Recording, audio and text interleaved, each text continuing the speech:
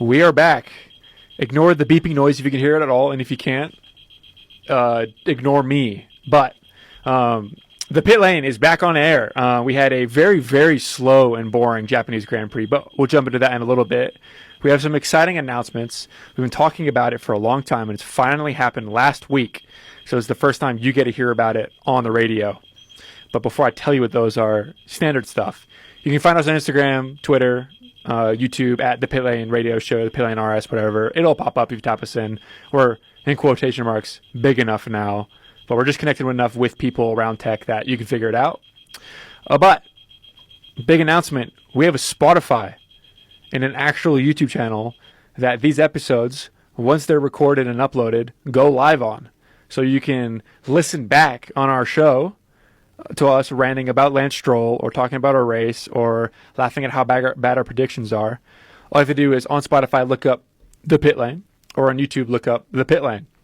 And you'll already find one episode on there that's been up for a week. And we'll try and have these episodes out the next day after the radio show. Sometimes stuff gets a little busy and sometimes that doesn't happen. But go follow us. Go support the show in there. We already had a fantastic first week on those platforms. I'm very proud of what happened with those. Very small baby steps. But along with every episode being archived, essentially, we're also going to have online exclusive episodes. So you'll get the Pit Lane on Tuesdays. You'll also get the Pit Lane Friday, Saturday before a race, where we'll do our real predictions on qualifying and the race. And then if something crazy happens, we will record a video in the middle of the week. Like if Max Verstappen decides to retire in the middle of the season, it's big news. We should talk about it. And then sometimes we can't wait a week. Yeah. No, the only issue I had when trying to find the YouTube is like you had to put in like at the Pit Lane Radio Show. Yeah. YouTube's trying too hard to be a real social media platform. Yeah, really. You have to put an ad in. But if you're really struggling, you go to our Instagram or our Twitter or somewhere where you already know us. In the bio, there's a link to a link tree that has all the socials in it. One-stop shop. Go click through, follow whatever, do whatever you want. That's the best way to share all the links and stuff. Those are in all our social medias. So it would mean the world to me and to us and to the show if you guys could go support that like you already have. So hopefully this is just a start. Lots of cool stuff coming. But that's enough of the plug. Let's jump into actual Formula One content. You gotta give the plug a little bit of time. You gotta give the plug a little bit of time. Well, on the 6th, we had the return of Mad Max. Qualified on pole, converted that into a win. Really no need to talk much more about him. He took his not so good car and did fantastic with it. Just what Max Verstappen does. Vintage Max, which sounds crazy to admit because literally 2 years ago he won almost every single race besides one. R.I.P. Yeah. But like you said, dragging what for some reason is it's a decent Red Bull car with Max in the car.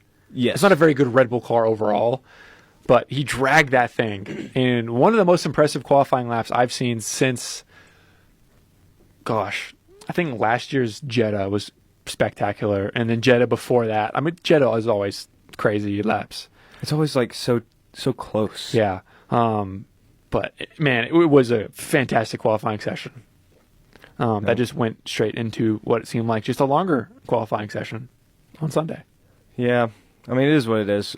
Yeah. They didn't really do much. No. But we ended up having, pretty big success for Red Bull, their first one of the season. However, they didn't really win in my eyes. With Yuki Tsunoda being in their second Red Bull car now. Yeah. And he finished the race in 13th?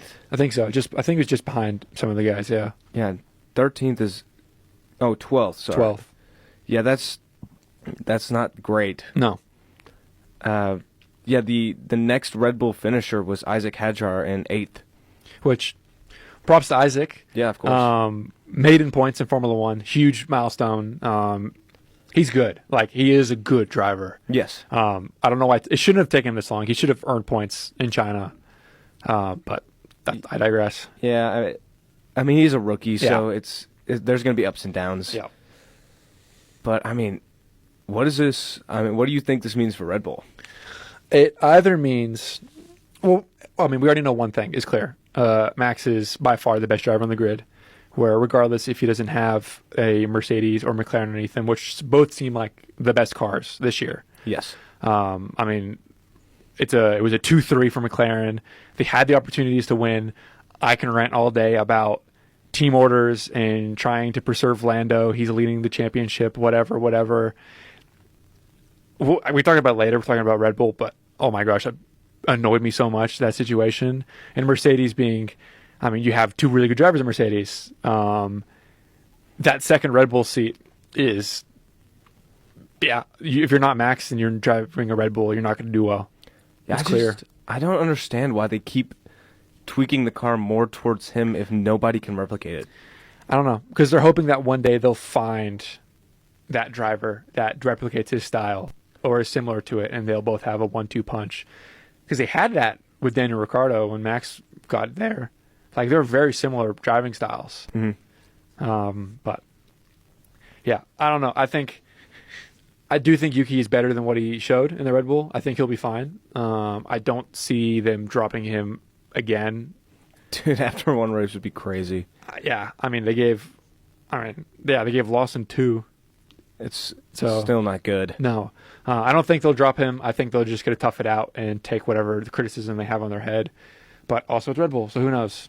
A PR disaster. Yeah. I mean, Yuki did decent. I think pressure of being the Red Bull for the first time, pressure of it being a home race, like that's a lot. Yeah, that could have weighed on him a little bit, but yeah. I don't know. We'll just have to wait and see in Bahrain. Yeah. If I was team principal, if I was Christian Horner of Red Bull, I'd keep it as is. Don't move any pieces around. Let him figure it out. Let Lawson get back into comfortability with the RB. Maybe that RB seat is just better than the Red Bulls.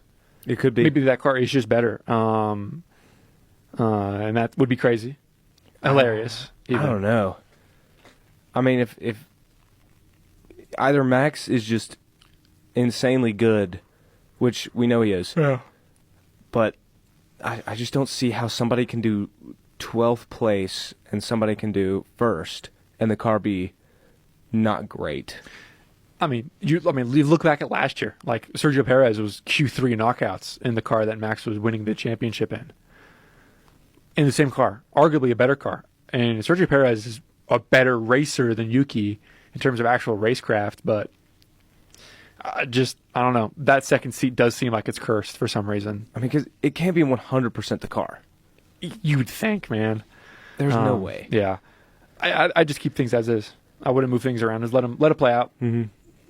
If it really doesn't work out and you have a third year in a row of your second Red Bull driver being not good, just grab a rookie and suffer. Like, you're not going to entice a guy in a top seat to come over. Absolutely not. Not Sainz. No, there's no way. Sainz is not coming back. I don't see George Russell coming back or not coming back, going there at all. Maybe Albon. I don't think so because they're the one that kicked him out. But no Mercedes, no McLaren, no Ferrari. Sainz is a no. Gasly's a no. Maybe a rookie can be like an F2 rookie. Maybe. Okay. Get Logan Sargent in the seat. See what happens. Dude, he couldn't even drive a Williams. Yeah, but let's see. I don't want to. That'd be awesome. Yeah. I mean, I think that was the most entertaining part of the race was just the disparity in Red Bulls. I don't get it. I really don't. It doesn't make any sense. You know, it is what it is. We'll have to wait and see for Bahrain to really get a good grasp on what's really going on. Both the Red Bulls are typically good in Bahrain. I mean, we looked at it. We'll get into Bahrain, but like last year it was a 1-2 for Red Bull. I'm not saying it's going to happen again, but it's definitely possible. I would love for Yuki to get his maiden podium. That'd be quick. It'd be fast. Yeah, it'd be cool. But you've seen Driver of the Days. If you watch any kind of sport, or really MVP essentially, Super Bowl MVP, whatever, same thing. It's like the fans vote on who the best driver is. Fans voted for Yuki, which is fine. I don't agree with it. But, Yuki, home race, Red Bull, cool. Sure. We're going to start doing our own Driver of the Days. So, I can go first, give you some time to think about it. I think I know. Do you think you know? I'm going to see what you say. Okay. Because I think I have a different reasoning. Okay. I am split between Max and Kimi Antonelli. Yeah. I think Max Verstappen putting it on pole after his form, even going through last year, into last season, was not very good. I don't think he won a race for a long time last season. There was like a couple races in between his wins. Like he wasn't dominating. He's still on podiums, but I think return to form, dragging that Red Bull up there, one of the best qualifying laps I've seen in recent years from him. And then Kimi being still a rookie in a really high-valued seat. He didn't finish great. I know, like he only finished sixth, and he qualified sixth. But I think, he defended Lewis Hamilton the entire race. I mean, that is impressive. Like he held back what should be what should have been an 8-time world champion. Some people argue like 10. Some people argue. Yeah, it's weird. In a Mercedes, in a track he's never really raced at, in the seat that used to be Lewis Hamilton's. Yeah. Crazy pressure. I think he just did a fantastic job. Lando Norris, Oscar, everyone finished in front of him was good, but I wasn't impressed. Lando wasn't going to earn it. No. Not after his lawnmower bit, bro. Dude, I don't know what Lando's being. It just seems like he doesn't want it. He doesn't. Oscar does. Clearly. So I'm split between Max or Kimi for me. Yeah. Now, after seeing Kimi with the fastest lap, and like you said, defending Hamilton, I really got to say Kimi. I mean, he's completely surprised me this year. Everybody thought the buzz around him was kind of too big. Yeah, too big. You know, he's got a big seat to fill, but I mean, he's done a fantastic job. He has. Yeah. Like you said, jumping into a Mercedes of all, like they finished third. No, they finished fourth. They finished third in drivers. It was McLaren, Ferrari, and then Mercedes or Red Bull. It might have been Red Bull. It doesn't matter. He's in a Mercedes. He's filling the season for Lewis Hamilton, and I don't think he's finished lower in a real race than sixth. I think sixth is his lowest, which is crazy. Very impressive. So I think he really did good. But in addition, driver of the day, we're also doing the opposite. So we're doing backmarker of the day. Who was the worst driver? Some races it'll be pretty obvious, kind of like this one. Some races will be tempted to be like, well, the guy that crashed out, obviously, but what if the crash wasn't his fault? But sure, we're gonna do backmarker of the day. I think we're both kind of in agreement on. Well, I mean, this one's kind of easy. 1 billion% Lance Stroll was the worst driver this weekend. Yeah, I just don't understand Aston Martin. Nope. I don't get it.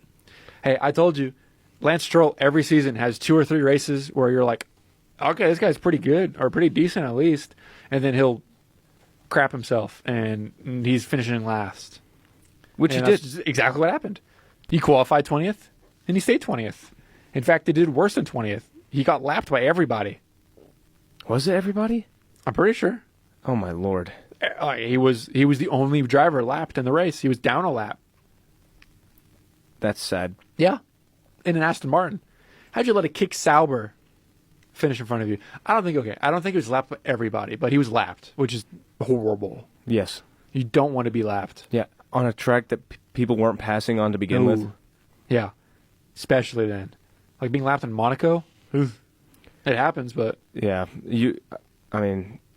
It's just bad. Yeah. It's just all bad. So I think we're in agreement, Lance. Yeah, I can't really say, like you could argue Liam Lawson, because he's in the Red Bull, and he finished, in the RB, and then finished 17th when his teammate finished 8th.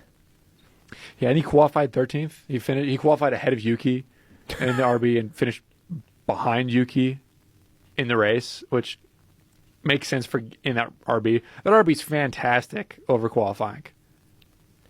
I mean, Yuki was dragging that thing into Q3s, man. I don't get it. I don't get Red Bull. I mean, it just blows my mind. Yeah.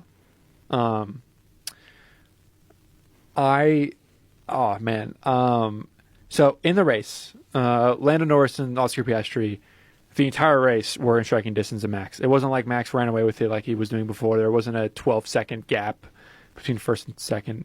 At most, it was 3 to 4, hovering around 1.5, 2 seconds the entire race. Right.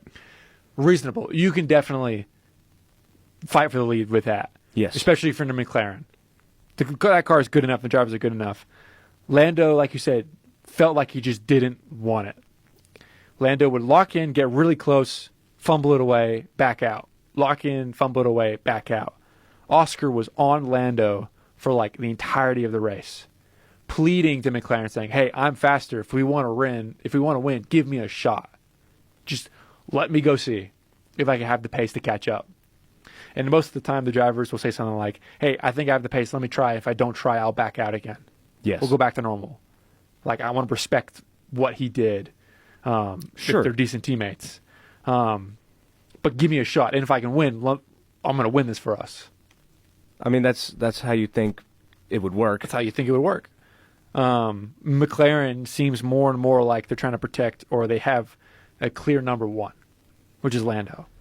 Because if you're a team principal, you're looking at, hey, we can have 3 wins in a row, which is the first time in a long time for us to have 3 wins in a row. Completely destroy the beginning of the season. Almost, I know it's super early, but like stake your claim on the Constructors' Championship. Like, hey, you got to win 3 races in a row. Almost 1-2 in each race. Good luck catching up. Right. But they chose not to do that. They're like, no.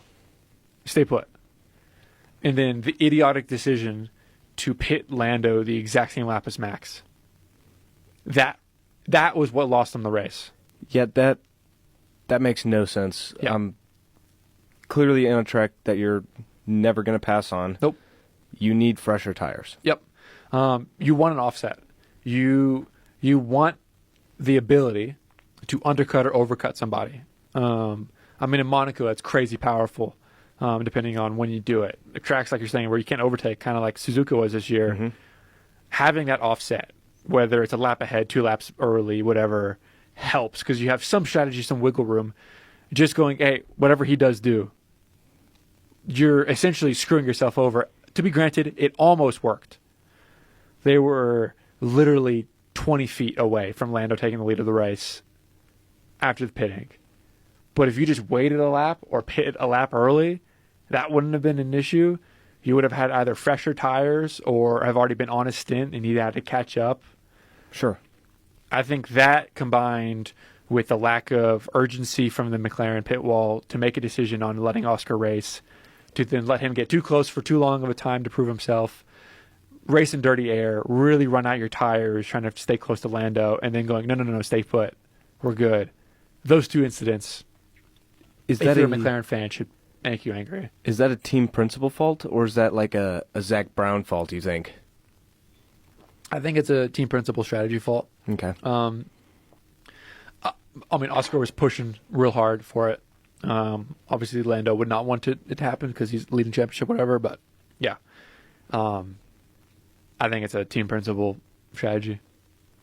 Hopefully, they learn. I mean, they cannot become a Ferrari. No. In the department of strategies. No. It seems like they have.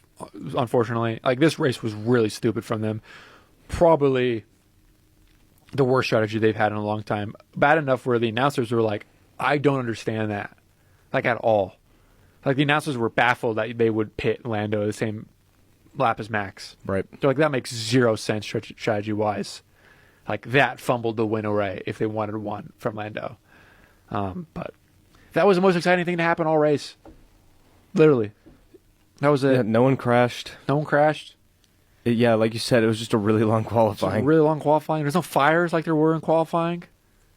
I don't know. But hopefully Bahrain is a little more exciting. It usually is.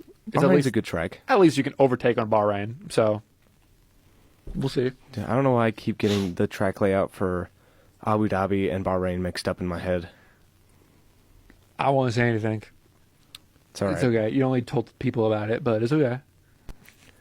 Bahrain, I'm trying to think what passing zones Bahrain has. Like, I mean, turn 1 is a pretty big one. Turn 1's good. And then we have that, it's like a long left-hander into that straight, kind of towards the back end of the track. Yeah. That's a really good passing zone. Because there's a main DRS zone on the front-facing turn, another DRS zone pretty quickly, and then another... And then I don't think there's a third one on one of the last straightaways. But yeah, I believe you're right. That's 3 to 4 DRS zones on a lap.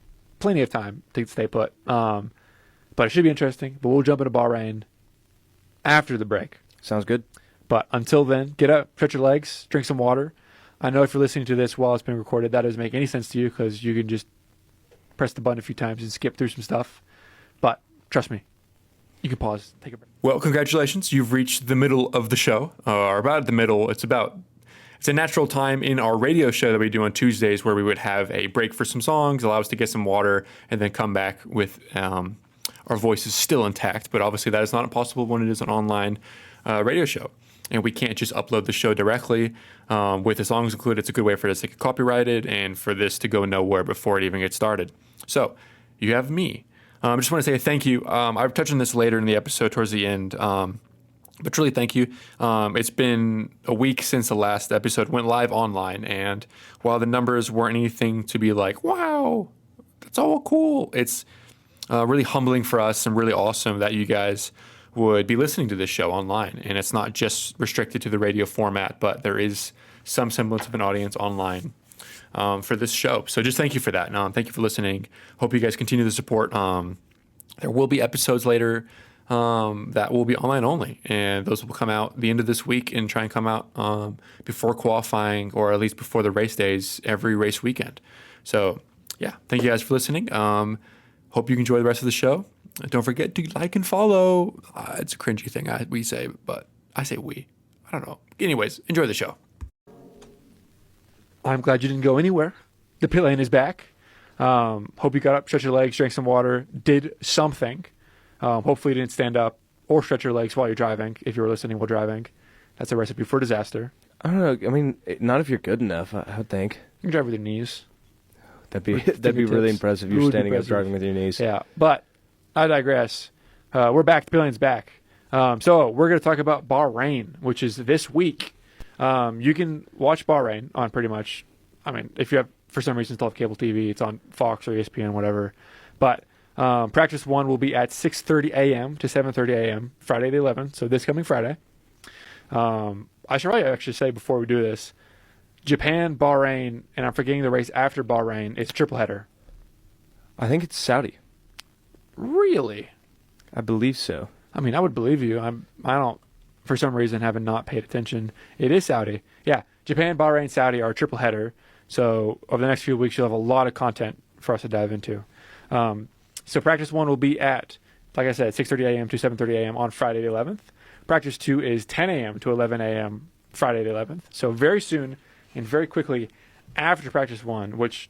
Yeah, like 2.5 hours. I feel like usually it isn't that close. It's usually like early morning, night, morning again, track qualifying in the night. Oh, it's because they can't do anything while the sun's up there because it gets so freakishly hot. Yes, that would be it. You are smarter than I. Practice 3 is on 7:30 a.m. to 8:30 a.m. on Saturday the 12th, and then qualifying is two and a bit-ish hours after at 11 a.m. to 12 p.m. on Saturday. So a lot of Formula One in the early mornings, middays of Friday, Saturday, and then the race will be at 10 a.m. to 12 p.m. on Sunday, which I will unfortunately not be able to watch as it's live. I will be either at church or working, or both. I took off this weekend, so I'll probably watch it. I'll watch replay. Bahrain's good. I'm not like crazy. No, it'll be worth watching. Yeah. But that is the information behind how and when Bahrain is. But we can do some early predictions, but we won't give all our predictions because you got to tune in for the exclusive show. There has to be some buy-in to the online show. There's got to be some reason to watch it. Has to be some. You can't just regurgitate the same information. But I do think Max will continue being good. He likes his track. He's good at Suzuka. He's also good at Bahrain. So I think he's a good indicator, or not a good indicator. It's a safe bet that he'll be top 3. Sure. I won't say where, but I think he'll be top 3. I like to think Piastri will be up there as well. Yeah, I agree. I really, really hope that McLaren gives him a shot at this race. Yeah. It's just ridiculous that they're trying to be like, oh, we want Lando. What they're trying to do is play, oh, we have 2 number 1 drivers. You don't. You have 1. You have to choose. Yeah, you have to choose. Everybody has 1 driver. It's clear. Yeah, Oscar Lando obviously will be in the mix. George Russell's, you can't count him out. He's been top 4 the entire season. I mean, Ferrari's a little bit better this last week. Who knows? Yeah, we'll have to wait and see. I mean, they could be underweight again. Who knows? That's true. That would be hilarious if they were underweight. But it should be a very good race. I think qualifying will be close again. I do think the McLarens will be the best cars, not necessarily maybe first and second, but they'll be the best cars. Yeah, probably. Yeah, you're right. The Red Bull just isn't it this year. No. But I mean, we do have some regulations coming in later this season that could make it. Could. We'll have to wait and see. I think they said like 9 races in, they're changing rules on the flexible wings. Yeah. They gave the teams a little bit to work on it and to figure some stuff out. But I think regardless, this season's already turning out to be a really good one in my mind. Yes. Yes, some races. I mean, we've only had 3, but yes, Japan was a letdown. We talked a little bit about it before the show, but the fact that there's no polite way of saying this. I'm sorry if you're an F1 purist and love historical tracks. Legacy and historical tracks are awesome. Nobody's saying they're not. They should be on the calendar, regardless if the racing is good or not.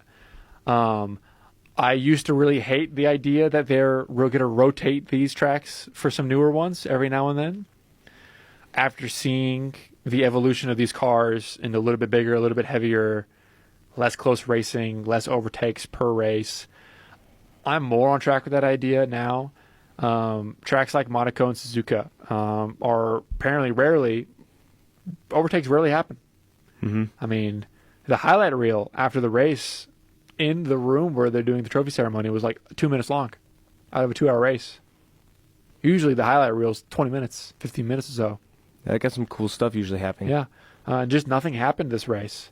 Legacy tracks that are unfortunately too small either need a little bit more redoing, like you gave the suggestion of making them a little wider. Yeah, and for like Monaco, you can't really do that. Yeah. And then obviously there's going to be some turns that they're on the edge of the land. You can't really do much with them. But if you really want to keep these tracks and keep them good, there needs to be something done to them. Yeah. But with these cars just being as big as they are and heavy as they are, racing is just probably the worst it's been in a long time. I do think the regulations coming in 26 will help, but I think the amount it'll help will look very small when you add 2 more cars to the grid, and now instead of 20 cars, there's 22. It's still going to be cool. Like, Monaco's going to be crazy. Oh, my goodness. With I didn't even think of 22 that. cars on the track.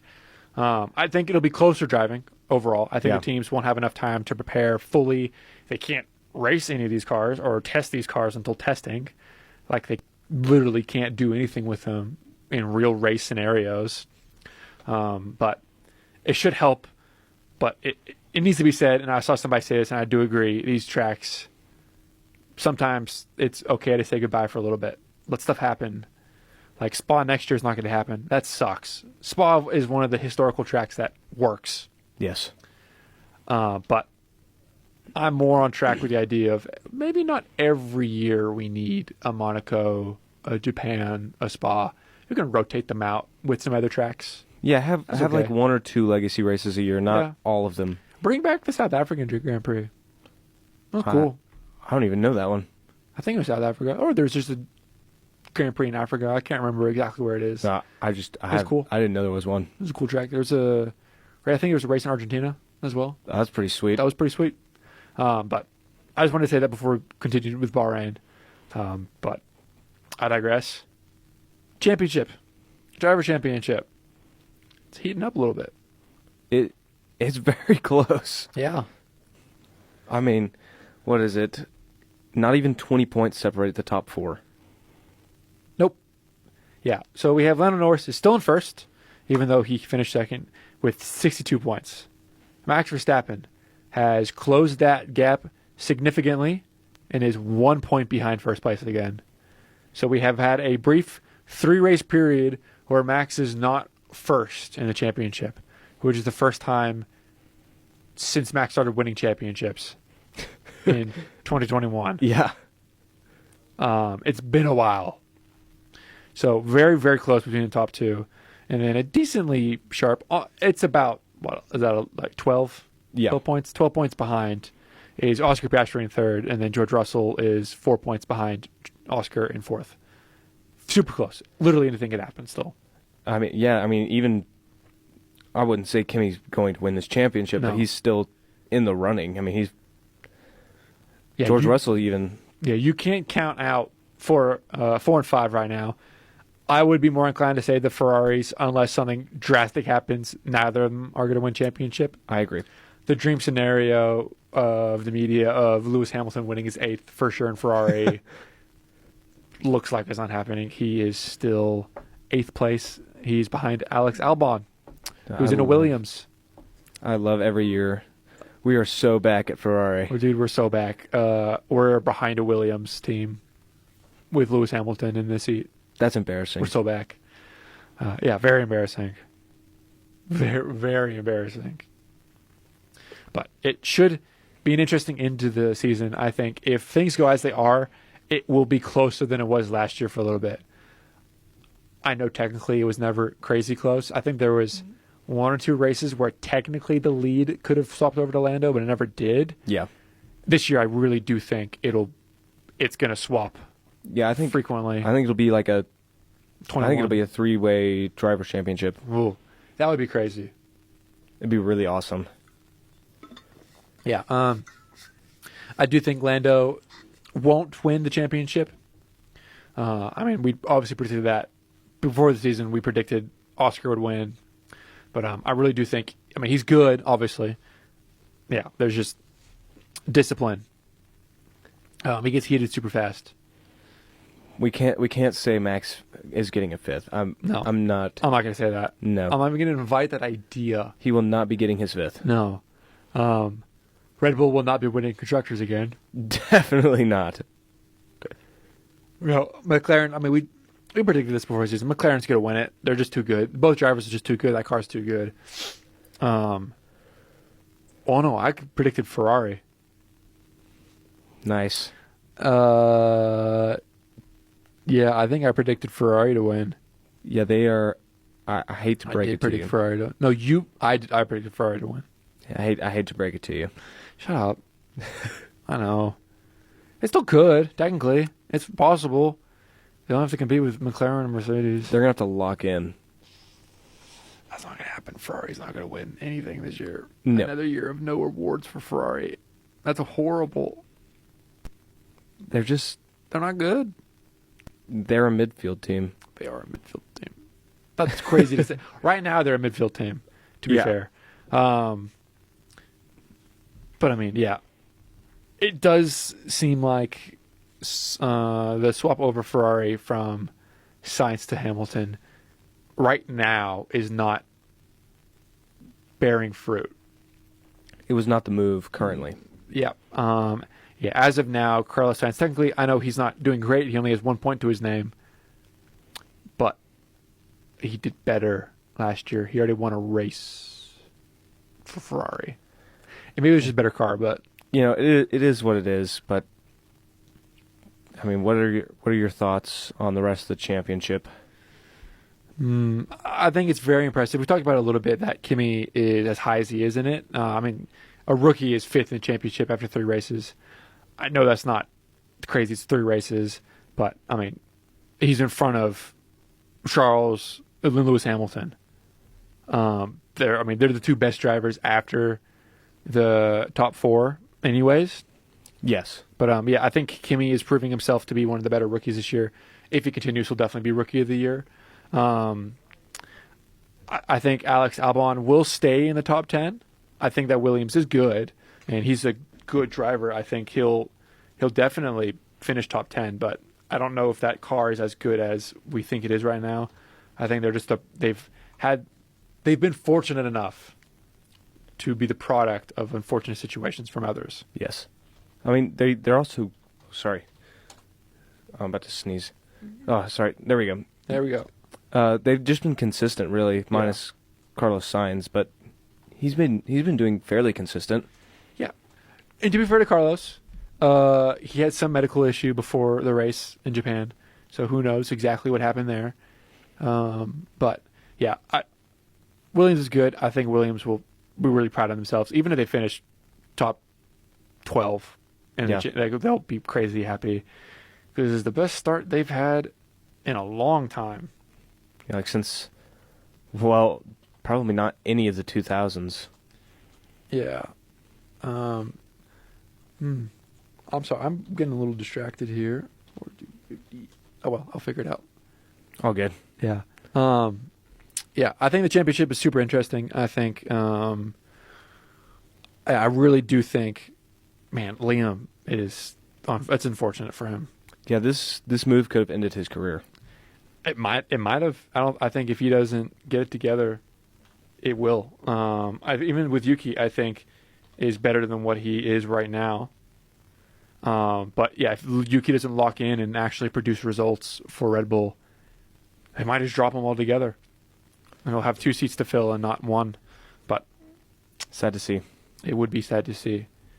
But that is all we have for you this week. Just a reminder before we end the show and let you guys continue on, but don't turn that dial because there'll be a show after us. It's full of good music and better conversations, maybe. I don't actually know what the show is, but believe me. Just a reminder, you can find us online. If you really like this episode or you missed some of it and you're like, dang, I really wish I listened to that one segment. Good news. Like I said at the beginning of the show, this will be uploaded within the day. This will be uploaded by either, hopefully by tomorrow on Wednesday or at least by Thursday afternoon. And we'll have an online-only episode on our Spotify and our YouTube go up. We'll post all those links to everything once it's uploaded on our socials. So follow us on Instagram, Twitter.